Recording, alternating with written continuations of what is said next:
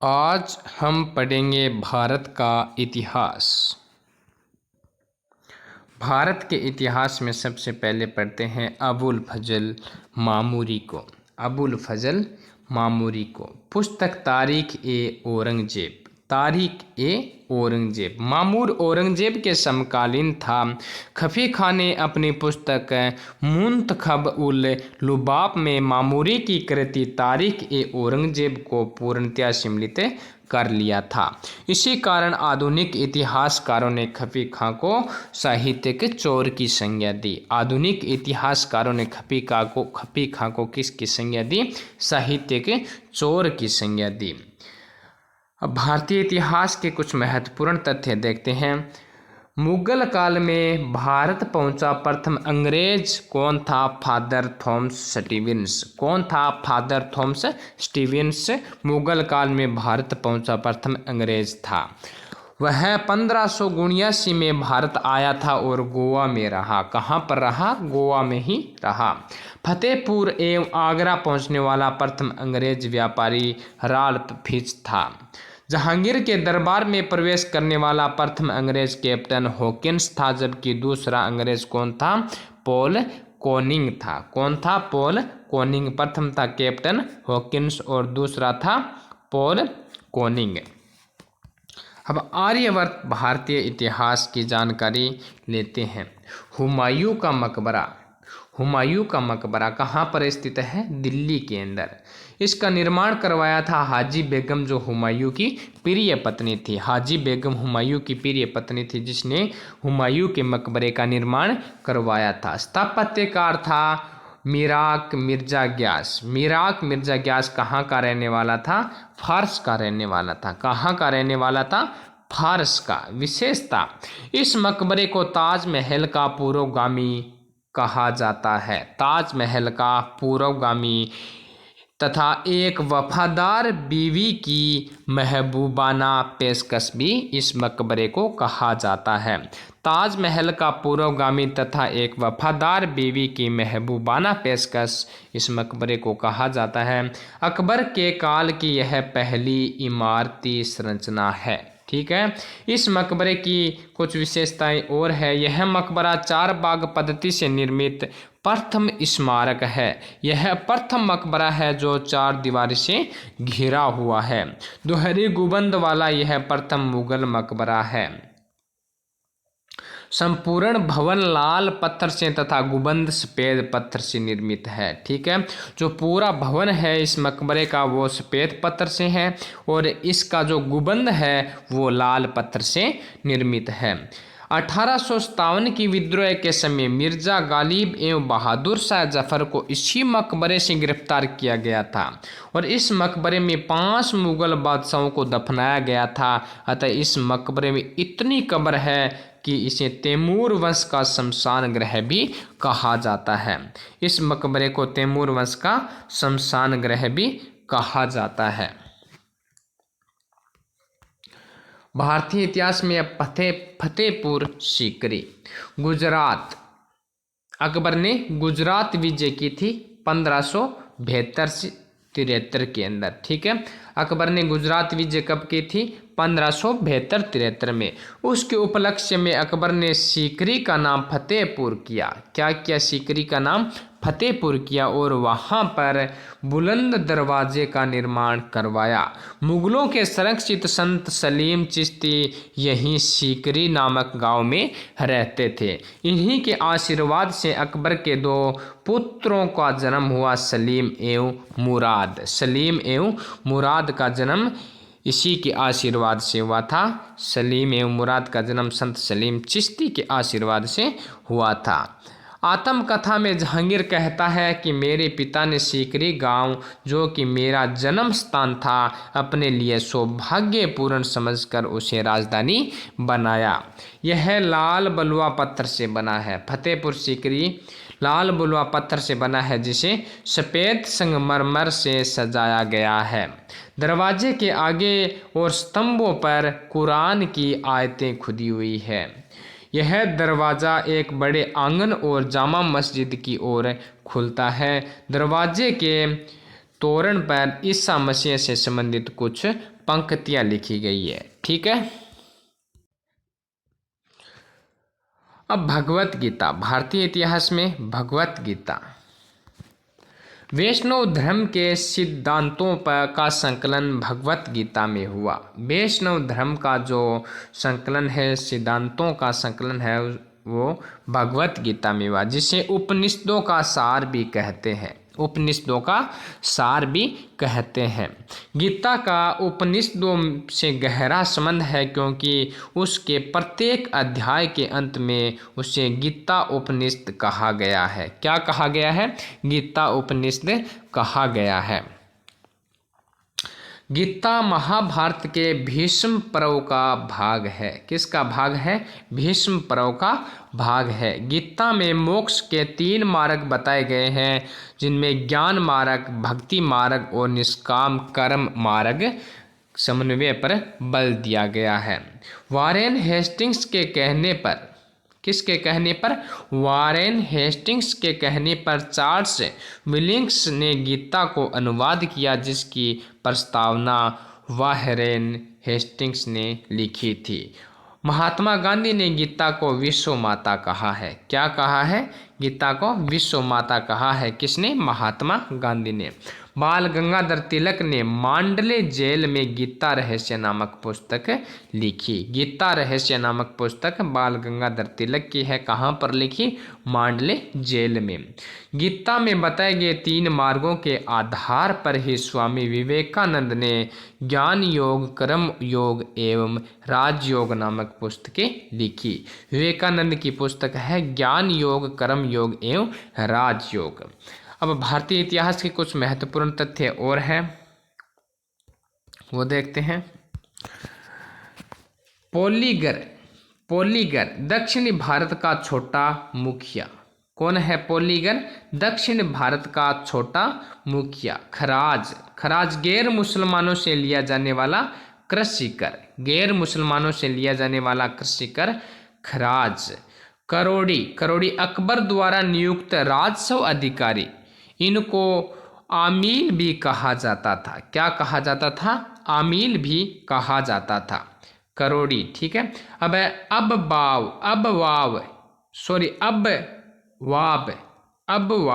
वाब उपकर। ठीक है। फिरोज तुगलक ने कृषि उपकर अबवाब को समाप्त किया था। और कुमक्की अस्थायी अश्वारोही सैनिक कुमक्की। तालुकदार कौन थे? वे जमींदार जो किसी विशेष क्षेत्र का भू राजस्व वसूलने के लिए राज्य से अनुबंध करते थे, वो कहलाते थे तालुकदार। इन्हीं को 17वीं सदी के उत्तरार्ध में तालुकदार कहा गया। आर्यवर्त, भारतीय इतिहास में महत्वपूर्ण तथ्य। आर्यवर्त के समय पसी ब्राउन ने मुगल कला को भारतीय वास्तुकला का भीष्म काल तथा स्मिथ ने उसे कला की रानी कहा है। ठीक है। पर्सी ब्राउन ने मुगल कला को भारतीय वास्तुकला का भीष्म काल तथा स्मिथ ने उसे कला की रानी कहा है। हुसंग शाह का मकबरा मांडू कहाँ पर है? हुसंग शाह का मकबरा मांडू। भारत में सर्वप्रथम निर्मित पूर्णतया संगमरमर का मकबरा है। पूर्णतया संगमरमर का मकबरा यही है, हुसंग शाह का मकबरा। जबकि एतमाद उद्दौला का मकबरा पूर्णतया संगमरमर से निर्मित प्रथम मुगल मकबरा है। एतमादुल्ला का, कौन किसका?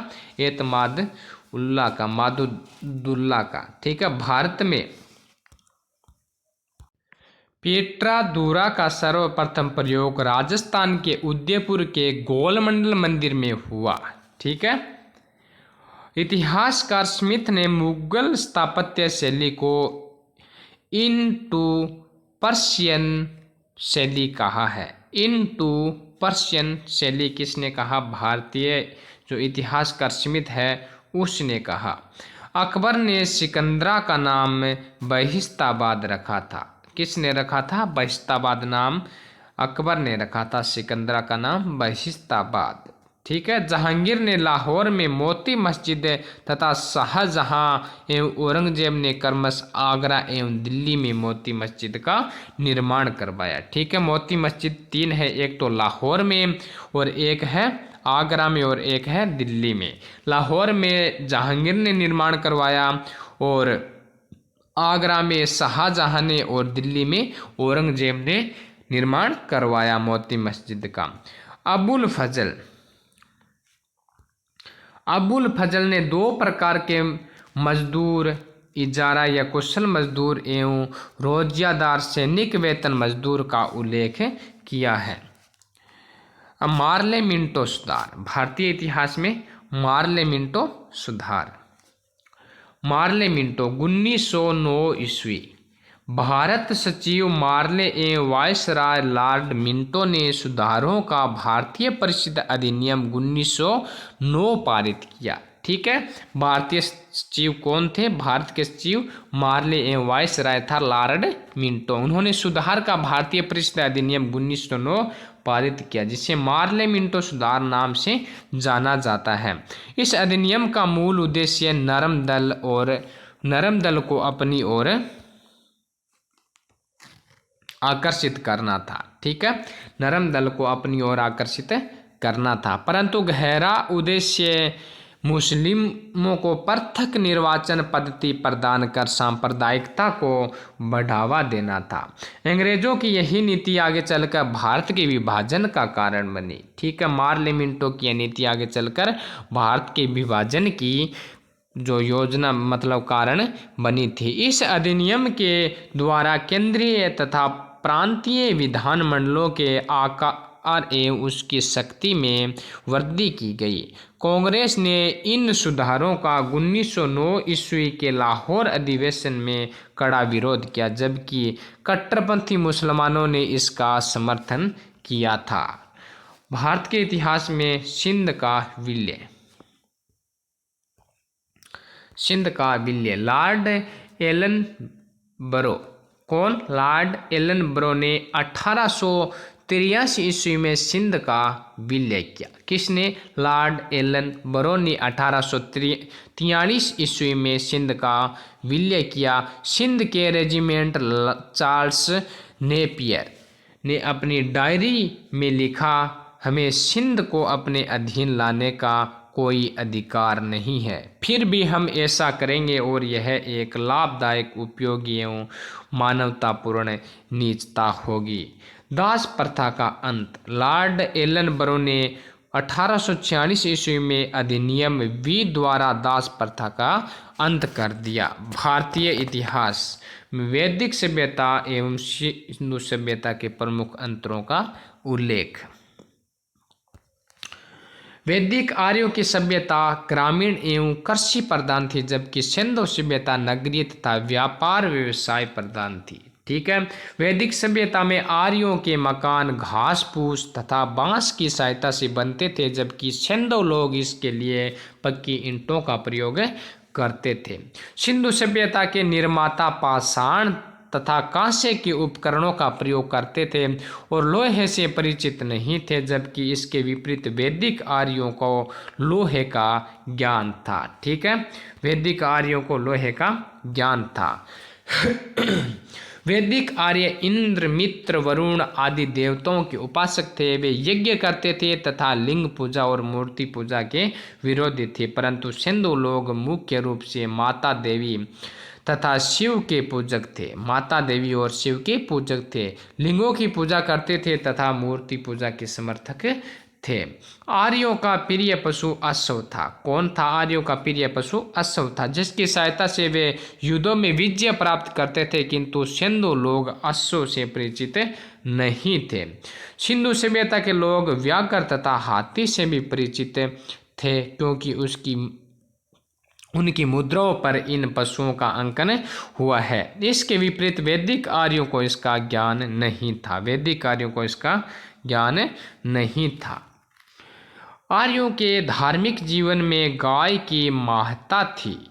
इसे अघन्य कहा गया। क्या कहा गया? अघन्य कहा गया। इसके विपरीत सिंधु लोग वर्षभ को पवित्र एवं योग्य मानते थे। किसको मानते थे? वर्षभ को पवित्र एवं योग्य मानते थे। सिंधु निवासियों के पास अपनी एक लिपि थी, जबकि आर्य लिपि से परिचित नहीं थे, अर्थात उसकी शिक्षा प्रणाली मौखिक थी। ठीक है, अब कुछ महत्वपूर्ण और है बातें, वो देखते हैं कि डेक्कन कृषि राहत अधिनियम 1879, डेक्कन कृषि राहत अधिनियम 1879, पंजाब भूमि हस्तांतरण अधिनियम 1900। ठीक है, पंजाब भूमि हस्तांतरण अधिनियम 1900, नॉर्थ प्रोविंसेस लैंड एलिनेशंस एक्ट 1904, छोटा Nagpur Tennessee act 1908, central provinces act 1916, Uttar Pradesh काश्तकारी अधिनियम 1939, बम्बई लघु संपत्ति धारक राहत अधिनियम 1938, ओ आगरा काश्तकारी अधिनियम 1926, अवध किराया कानून 1921, trade dispute act 1929, Bombay trades dispute act 1929 से 1938, payment of wages act 1936, Indian trade union act 1926, workman compensation act 1923, Bombay औद्योगिक विवाद committee 1922, vernacular press act 1878, Indian press emergency act 1931, liberation of the Indian press act 1835, Metcalfe. किसने? Metcalfe ने की थी। अनुज्ञप्ति अधिनियम 1823, Adams पत्रकारिता का राजकुमार क्रिस्टो दास पाल को कहा जाता है। गांधी बनाम लेनिन एस.ए. डांगे, लेबर किसान गजट सिंगारवेलु चेट्टियार और पायनियर सरकार समर्थक अखबार, पहले इलाहाबाद अब लखनऊ। प्रताप गणेश शंकर विद्यार्थी का है, 1913 में कानपुर से निकला था। फिनिक्स फोरम और टालस्टॉय फार्म गांधी, अफ्रीका में। द हिंदुस्तान टाइम्स के एम मणिकर, हिंदुस्तान टाइम्स अखबार के प्रवर्तक यानी संपादक कौन थे? के एम मणिकर। असम का स्थानीय इतिहास बुरंजी, पत्रकारिता में सजा पाने वाले पहले और दूसरे बाल गंगाधर तिलक और सुरेंद्रनाथ बनर्जी। पहले बाल गंगाधर तिलक, दूसरे थे सुरेंद्रनाथ बनर्जी। प्रेस के समर्थक lord Hardinge, Bentinck, Macaulay, Ripon और मेटकॉफ, प्रेस के समर्थक ये थे। विरोधी थे Wellesley, Adams, Cannings, Lytton, Minto द्वितीय। ठीक है, मिंटो द्वितीय थे। ठीक है, एनी बेसेंट ने गांधी जी को राजनीतिक बच्चा कहकर उसके हस्ताक्षर अभियान के कार्यक्रम का मजाक उड़ाया था। ठीक है, हस्ताक्षर अभियान के कार्यक्रम का मजाक उड़ाया था एनी बेसेंट ने। लखनऊ अधिनियम 1916 में गांधी जी ने एक दर्शक के रूप में भाग लिया। मगनलाल गांधी की मृत्यु पर गांधी जी ने कहा, उसकी मृत्यु से मैं विदुर हो गया। ठीक है, 1918 में के खेड़ा सत्याग्रह को हार्डी मन ने भारत का पहला वास्तविक किसान सत्याग्रह माना। गांधी जी ने मैसूर यस्त को राम राज्य के समक्ष बताया था। मोतीलाल नेहरू ने रोल्ट एक्ट को बिना वकील, बिना अपील और बिना दलील का काला कानून कहा। रोल्ट एक्ट को क्या कहा? बिना अपील, बिना दलील और बिना वकील के काला कानून है। गांधी जी ने 1901 में कलकत्ता अधिनियम में प्रथम बार भाग लिया था। 1901 के अंदर जलियांवाला बाग हत्याकांड 1919, जलियांवाला बाग हत्याकांड के समय लाला हंसराज भाषण दे रहे थे। कौन भाषण दे रहे थे? 19 में हुआ था जलियांवाला बाग हत्याकांड। उसमें लाला हंसराज भाषण दे रहे थे। तहकीकात कमेटी की अध्यक्षता मदन मोहन मालवीय ने की थी। किसने की थी? मदन मोहन मालवीय ने की थी। चमनदीप के नेतृत्व में डंडा फौज का गठन किया गया था। Sir S Subramania Iyer knighthood की उपाधि प्राप्त करने वाले प्रथम भारतीय थे। ठीक है, इतिहास विषय कॉलेज लेक्चर के लिए कुछ जानकारियां हैं, ये और देख लेते हैं।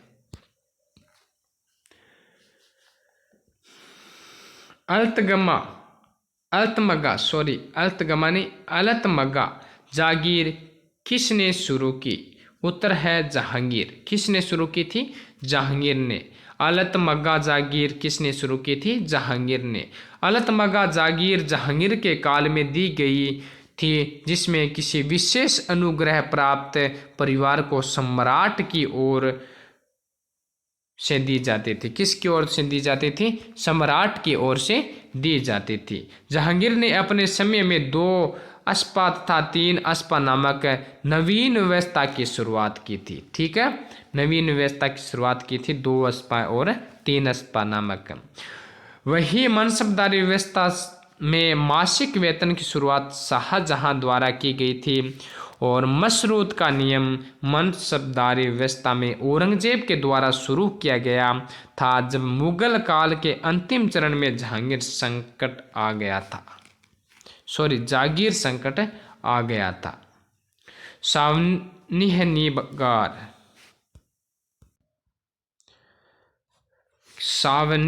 निगार क्या था? तो इसका उत्तर है सवनिह निगार। महासावनिह निगार। सवनिह निगार यह एक अधिकारी था जो जागीर तथा जागीरदार की तत्कालिक स्थिति का विवरण केंद्र को भेजा करता था। ठीक है, एक अधिकारी था जो जागीर तथा जागीरदार की तत्कालिक स्थिति का विवरण केंद्र को भेजा करता था। राजगामिता कानून यह कानून था जिसमें मनसबदार की मृत्यु के बाद जागीर को खालसा भूमि में विलय कर लिया जाता था। पेया बाकी इसमें मनसबदार से दंड स्वरूप उसकी जागीर छीन ली जाती थी और जब तक किसी अन्य मनसबदार को नहीं दी जाती थी तब तक वह केंद्रीय भूमि के दिन रहती थी। एम्मा यह एक भूमि प्रार्थना और प्रशंसा के लिए दी जाती थी और इसे जहांगीर ने शुरू किया था। किसने शुरू किया था? एम्मा जहांगीर ने शुरू किया था। यह मुस्लिम विद्वान अर्थात उलेमा को प्रदान की जाती थी। अलतमगा इसकी शुरुआत जहांगीर ने शुरू की थी। किसने की थी? जहांगीर ने की थी और उन व्यक्तियों को प्रदान की जाती थी जिन पर बादशाह की विशेष कृपा होती थी, यानी जहांगीर की विशेष कृपा होती थी उसको प्रदान की जाती थी। वह वतन जागीर के पास दी जाती थी। वक्फ यह जागीर विद्वानों की दुआओं और महिलाओं को अनुदान स्वरूप प्रदान की जाती थी। अकबर यह जागीर समय प्रदान करता था। यह जागीर प्रदान करता था। खेत बंटाई, लंक बंटाई और रस बंटाई। खेत बंटाई, लंक बंटाई और रस बंटाई की व्यवस्था किसके द्वारा शुरू की गई? तो इसका उत्तर है शेरशाह सूरी के द्वारा। किसके द्वारा? शेरशाह सूरी के द्वारा। आइन ए दहसाला अकबर ने अपने शासन के 24 वर्ष 1580 में शुरू की थी। अपने शासन के 24वें वर्ष यानी 1580 को शुरू की थी। इसके वास्तविक प्रणेता टोडरमल थे। कौन थे? आइन दहसाला के वास्तविक प्रणेता टोडरमल थे। दक्कन में इस व्यवस्था का प्रचलन मुर्शिद कुली खान ने किया था। किसने किया था? मुर्शिद कुली खान ने आइन दहसाला का प्रचलन किया था। अनाज के उत्पादन का जो 10 वर्षीय औसत निकाला गया था उसे रई कहा गया। ठीक है, लगान की जो उस नगद पर निर्धारित की गई थी उसे दस्तूर कही गई। क्या कही गई? दस्तूर। भू राजस्व की बंटाई प्रणाली को माओली कहा गया। क्या कहा गया? भूराजस्व बंटाई प्रणाली को माओली। उसमें उपज 1/3 होता था जो खेत बंटाई, लंक बंटाई और रस बंटाई में बंटा था। राजस्थान की किस रियासत ने सर्वप्रथम अकबर के साथ वैवाहिक संबंध स्थापित किया? तो किस रियासत ने किया था? आमेर ने। किसने किया था? आमेर ने किया था। हरखाबाई का विवाह हुआ था। आमेर के शासन भारमल की पुत्री 1562 में जब अकबर ख्वाजा मोइनुद्दीन चिश्ती के दर्शन के लिए उसकी दरगाह पर जा रहा था, जियारत करने के लिए, जियारत यानी जात बोलते हैं, हम जात बोलते हैं, ये जियारत बोलते हैं, तब सांबर झील के किनारे इन दोनों की शादी हुई थी। किसकी? हरकाबाई की और अकबर की, जिसे बाद में अकबर ने बेगम मरियम उज जमानी की उपाधि प्रदान की। हरकाबाई को मरियम उज जमानी की उपाधि किसने प्रदान की थी? स्वयं अकबर ने। ठीक है। सती चौरा तथा बीबीगढ़ नामक स्थान भारतीय इतिहास की किस क्रांतिकारी घटना से संबंधित स्थल है? तो किससे है? कानपुर से। किससे संबंधित स्थल है? कानपुर से। कानपुर में 1857 के विद्रोह की शुरुआत 5 जून को हुई थी, जहां विद्रोह का नेतृत्व नाना साहब ने किया। कहाँ? नाना साहब ने कानपुर में नेतृत्व किया था 1857 के अंदर। ठीक है। अंतिम पेशवा बाजीराव द्वितीय के दत्तक पुत्र थे। इसका वास्तविक नाम धोंदू पंत था या फिर धोंदू पंत था। इनकी सहायता तांत्या टोपे और अजीमुल्ला ने की थी। यहाँ इस तथ्य को उल्लेखित करना प्रासंगिक होगा कि 1857 की विद्रोह की योजना इसी अजीमुल्ला और तारा के रंगों बापूजी गुप्ते ने लंदन में बनाई थी। यह योजना कहाँ बनी थी? लंदन में बनी थी, जिसका अंतिम क्रियान्वयन गंगा नदी के किनारे किया गया था। 1857 की क्रांति का अंतिम क्रियान्वयन कहाँ किया गया था? गंगा नदी के किनारे किया गया था। अजीमुल्ला ही विद्रोह से पहले इंग्लैंड में बोर्ड ऑफ डायरेक्टर के समक्ष बाजीराव द्वितीय को मिलने वाली पेंशन के लिए नाना साहब की तरफ से पेश हुए थे। ठीक है। तो क्या होता है कि जो नाना साहब की पेंशन है ये बंद कर दी जाती है, तो वहाँ पर अजीमुल्ला वहाँ गए हुए थे इंग्लैंड उसकी पेंशन वापस जुड़वाने के लिए। नाना साहब की ओर से लड़ने का दायित्व तांत्या टोपे को सौंपा गया था, जिसका वास्तविक नाम रामचंद्र पांडुरंगे था। कानपुर छावनी के कमांडर जनरल हुव हिलर ने 27 जून को आत्मसमर्पण कर दिया, लेकिन कानपुर शहर के बाहर विडहम विद्रोहियों से लड़ता हुआ मारा गया।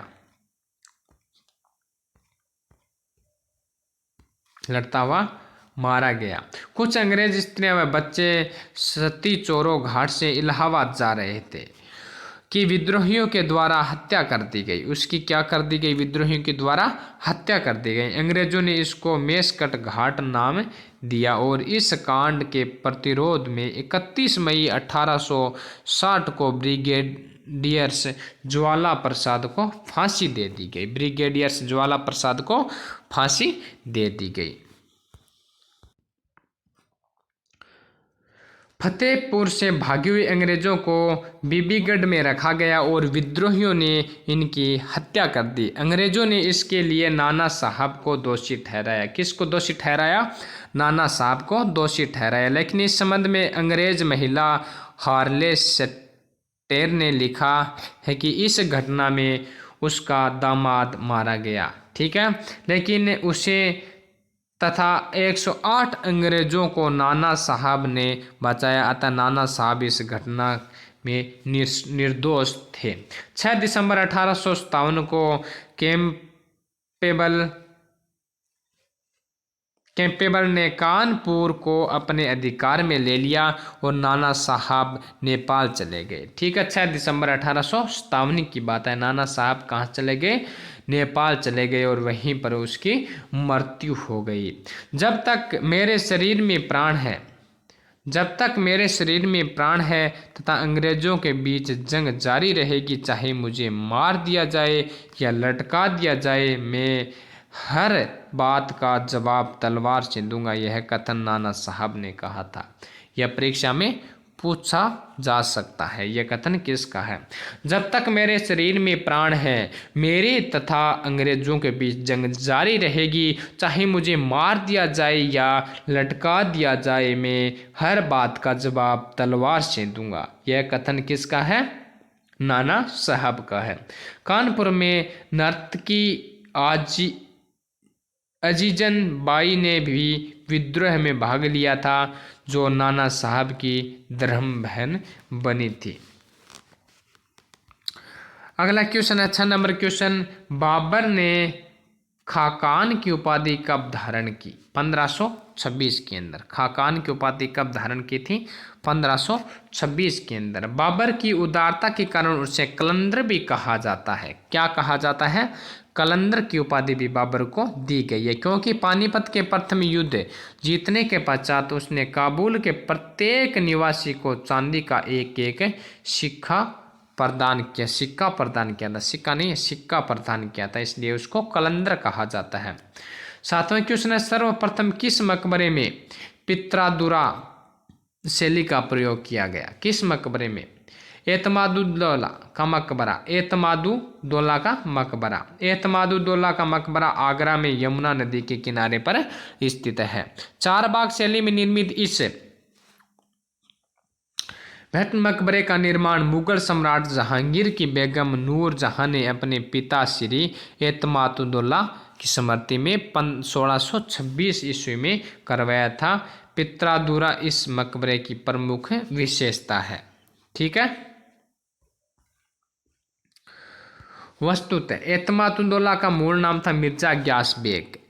ठीक है। जो मुगल सम्राट अकबर के शासनकाल में अपनी पत्नी अस्मत बेगम के साथ ईरान से आए थे। यह मूलतः फारस की रहने वाली थी, जिसके पिता का नाम था मिर्जा ग्यास बेग, जिसे बाद में जहांगीर ने एतमादुद्दौला की उपाधि प्रदान की। यह अकबर के समय फारस से भारत आए थे। इसकी शादी अली कुली बेग के साथ हुई थी। किसके साथ? अली कुली बेग के साथ हुई थी, जिसे सलीम ने शेर मारने के कारण शेर खान की उपाधि प्रदान की थी। कहते हैं कि इन्होंने शेर को मारा था, इसलिए इसको शेर खान की उपाधि प्रदान की थी। बाद में जहांगीर ने 25 मई 1611 में शेर खान की हत्या करवाकर नूरजहां के साथ शादी कर ली। नूरजहां का मूल नाम था मेहरुन्निसा। नूरजहां का भाई आसिफ खान, जिसकी पुत्री अर्जुमंद बानो बेगम, जिसका विवाह खुर्रम जो जहांगीर की राजपूत रानी जगत गोसाई, जो मारवाड़ की मोटा राजा उदय सिंह की बेटी थी, के साथ कर दी। नूरजहां ने अपनी पुत्री लाडली बेगम, जो शेर खान से पैदा हुई थी, की शादी शहरयार से कर दी, जो नूरजहां जुटा गुट की फूट का कारण बना। मध्यकालीन इतिहास में ऐसा कोई चरित्र नहीं है जिसके साथ ही इतना रोमांच जुड़ा है। जहांगीर के शासनकाल की किसी ऐसी घटना ने इतना ध्यान आकर्षित नहीं किया जितना नूरजहां के साथ उसके हुए विवाह ने आकर्षित किया। यह कथन बेनी प्रसाद इतिहासकार का है। ठीक है। यह कथन थोड़े ध्यान में रखने हैं, परीक्षा में पूछ सकते हैं। दोस्तों, आज के लिए इतना ही। आगे जो इतिहास बचा है वो हम अगले वीडियो में देखेंगे, पढ़ेंगे। तब तक के लिए जय हिंद। वीडियो पसंद आया हो तो लाइक ज़रूर करना और हमारे चैनल को सब्सक्राइब भी करना। जय हिंद।